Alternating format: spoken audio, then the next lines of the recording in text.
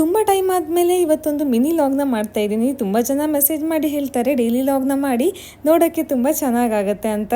ಆದರೆ ಮನೆಯಿಂದ ಕೆಲಸ ಮಾಡೋದ್ರಿಂದ ಅಸ್ತವ್ಯಸ್ತವಾಗಿರ್ತೀವಿ, ರೆಕಾರ್ಡ್ ಮಾಡ್ಕೊಂಡು ಮಾಡೋದಂತೂ ತುಂಬಾ ಕಷ್ಟ ಆಗುತ್ತೆ. ಇನ್ನು ಟೆಂಪಲ್ ಹೋದರೆ ಅಲ್ಲಿ ಹಿಸ್ಟ್ರಿನ ರೆಕಾರ್ಡ್ ಮಾಡೋದಂದರೆ ನಂಗೆ ತುಂಬಾ ಇಷ್ಟ. ಹಾಗೆ ರೀಸೆಂಟಾಗಿ ಮ್ಯಾಂಗ್ಳೂರ್ ಬಂದಾಗ ಸಿಕಂದರ್ ಮೂವಿನ ಕೂಡ ನೋಡಿದ್ರೆ ನನಗೆ ಇಷ್ಟ ಆಯಿತು. ನಿಮ್ಗೆ ಹೇಗೆ ಅನಿಸ್ತು ಅಂತ ಕಮೆಂಟ್ ಸೆಕ್ಷನಲ್ಲಿ ಹೇಳಿ. ಹಾಗೆ ಅನೇಕ ದೇವಾಲಯಗಳ ರೆಕಾರ್ಡಿಂಗ್ ಕೂಡ ಮಾಡಿಕೊಂಡೆ. ಯಾವುದಾದ್ರೂ ಪ್ಲೇಸಲ್ಲಿ ನಾವು ಇದು ಬಂದರೆ ಅಲ್ಲಿದು ಫೇವ್ರೆಟ್ ಫುಡ್ ಆಗಿರ್ಬೋದು ಅಥವಾ ಫೇವ್ರೆಟ್ ಪೀಪಲ್ನ ನಾವು ನೆನ್ಪು ಮಾಡ್ಕೊಳ್ಳೋದಂತೂ ಖಂಡಿತ. ನನಗೆ ಮಂಗಳೂರಲ್ಲಿ ಬಂದ ತಕ್ಷಣ ಫೇವ್ರೆಟ್ ಅಂತ ಅನ್ಸೋದು ಇಲ್ಲಿ ಆವಿಲ್ ಮಿಲ್ಕ್ ಹಾಗೆ ಪಾನಿಪುರಿ. ಮತ್ತು ಮ್ಯಾಂಗ್ಳೂರನ್ನಂತೂ ಗೊತ್ತೇ ಇದೆ ನಿಮಗೆ, the capital of ice cream ಅಂತಲೇ ಕರೀತಾರೆ. ಹಾಗೆ ನನಗೆ ಐಡಿಯಲ್ ಹೋಗೋದಂತೂ ಮಿಸ್ ಮಾಡೋದೇ ಇಲ್ಲ.